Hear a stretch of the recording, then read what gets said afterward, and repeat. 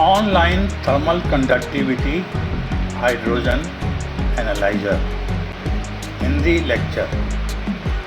जैसा कि हम सबको पता है, बड़े इलेक्ट्रिकल जनरेटर्स में कूलिंग के लिए हाइड्रोजन का इस्तेमाल किया जाता है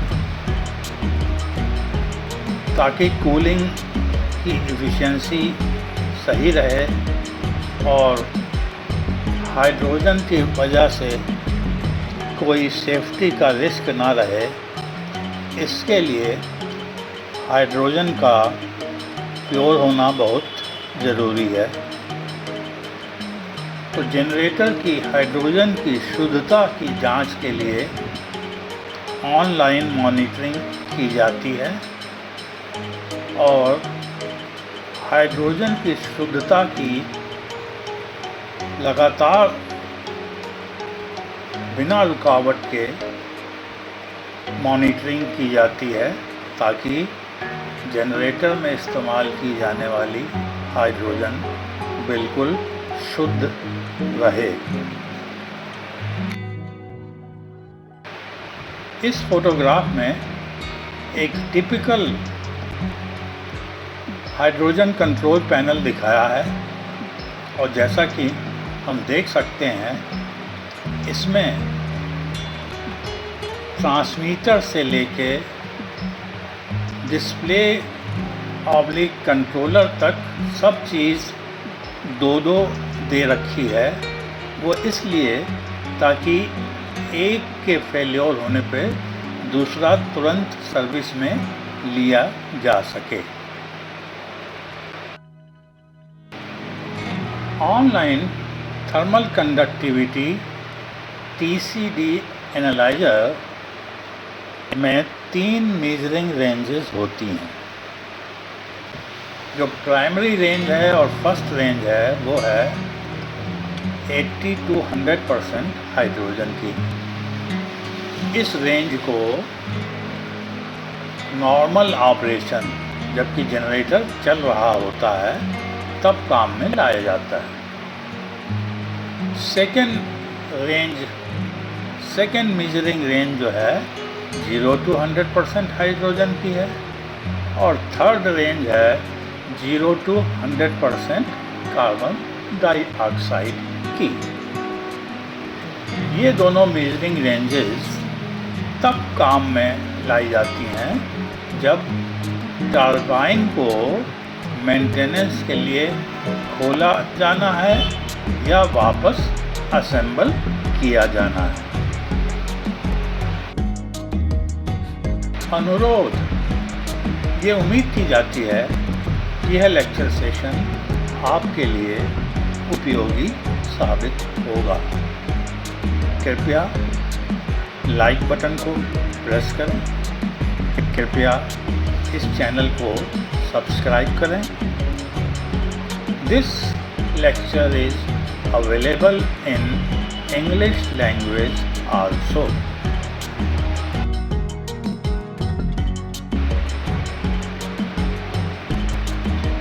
अब हम आपको फर्स्ट और प्राइमरी रेंज 80 to 100% हाइड्रोजन के बारे में बताने जा रहे हैं। जनरेटर के नॉर्मल ऑपरेशन में जनरेटर के अंदर की हाइड्रोजन 80 to 100% हाइड्रोजन रेंज में चेक की जाती है और इस रेंज के लिए हवा को रेफरेंस गैस की तरह इस्तेमाल किया जाता है। नॉर्मल ऑपरेशन में हाइड्रोजन बिल्कुल प्योर होनी चाहिए, तभी टरबाइन का एफिशिएंट ऑपरेशन हो सकता है।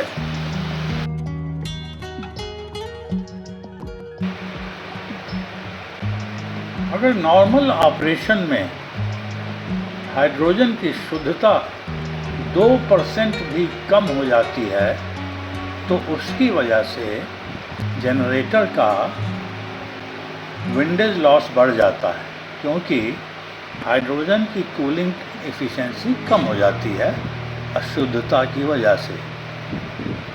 इस वजह से जो डेली खर्चा है एक 800 मेगावाट के जनरेटर को चलाने का, वो खर्चा बढ़ जाता है विंडेज लॉस की वजह से।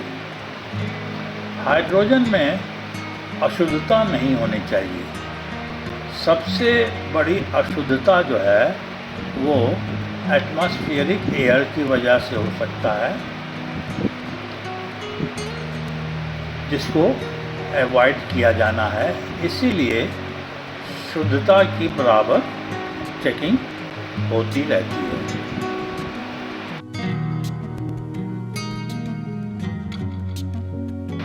जब एटमॉस्फेयर की ऑक्सीजन हाइड्रोजन के साथ मिक्स होती है तो एक्सप्लोसिव कंडीशन पैदा हो सकती है, एक्सप्लोजन हो सकता है। लेकिन ये ध्यान रहे कि अगर हाइड्रोजन प्योर है, उसकी शुद्धता जो है वो 90% से ज़्यादा की है, तो एक्सप्लोजन नहीं होगा, सेफ कंडीशन रहेगी। अब हम सेकेंड मेजरिंग रेंज की बात करेंगे, जो कि 0 से 100% हाइड्रोजन की रेंज है।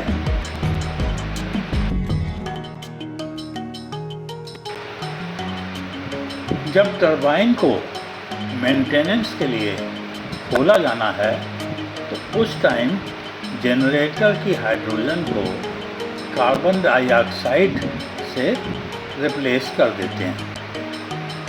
और इस प्रोसेस को मॉनिटर करने के लिए सेकेंड रेंज, जो कि 0 to 100% हाइड्रोजन की है, उसका इस्तेमाल करते हैं।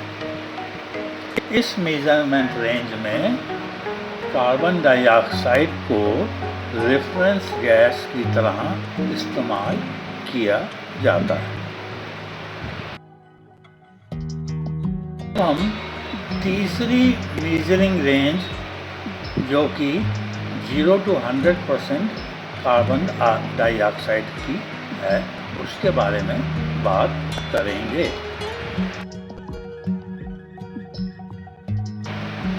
जब जनरेटर से सारी हाइड्रोजन निकाल दी जाती है और उसमें कार्बन डाइऑक्साइड भर दी जाती है, तब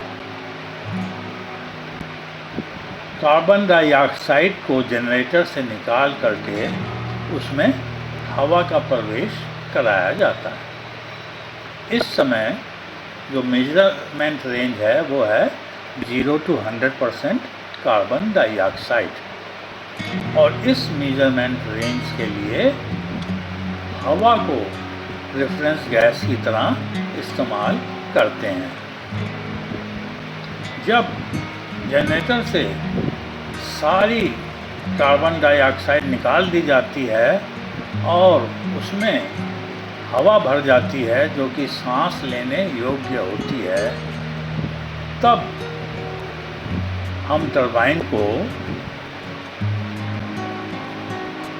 चेकिंग के लिए खोल सकते हैं, मेंटेनेंस के लिए खोल सकते हैं। जब टरबाइन को दोबारा स्टार्ट करना होता है, उस समय ऊपर बताए हुए प्रोसेस को उल्टे तरीके से किया जाता है। मतलब जो प्रोसेस अभी तक बताया गया है उसका उल्टा चलते हैं, ताकि टरबाइन को सेफली स्टार्ट किया जा सके। ऊपर बताए गए तीनों प्रोसेस को हम पर्ज साइकिल बोलते हैं। और ये पर्ज साइकिल की कंप्लीटनेस बताने के लिए कंटिन्यूअस ऑनलाइन एनालाइजर का इस्तेमाल किया जाता है और इसकी वजह से टाइम को बचाया जा सकता है।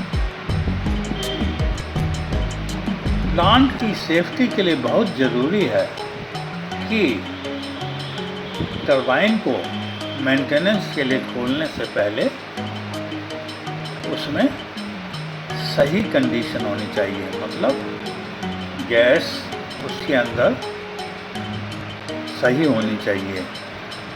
अगर प्रॉपर कंडीशन नहीं होगी तो एक्सप्लोजन हो सकता है।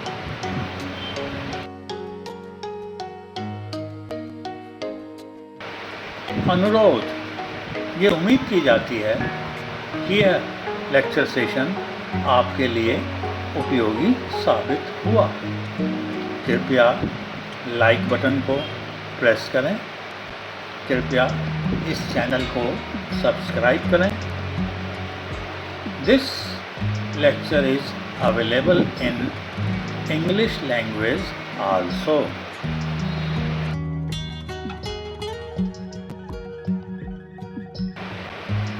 यह लेक्चर सीरीज मेरी स्वर्गीय वाइफ अंबिका चड्ढा जी की याद में बनाई गई है। इनका शादी से पहले पम्मी मैनी नाम था।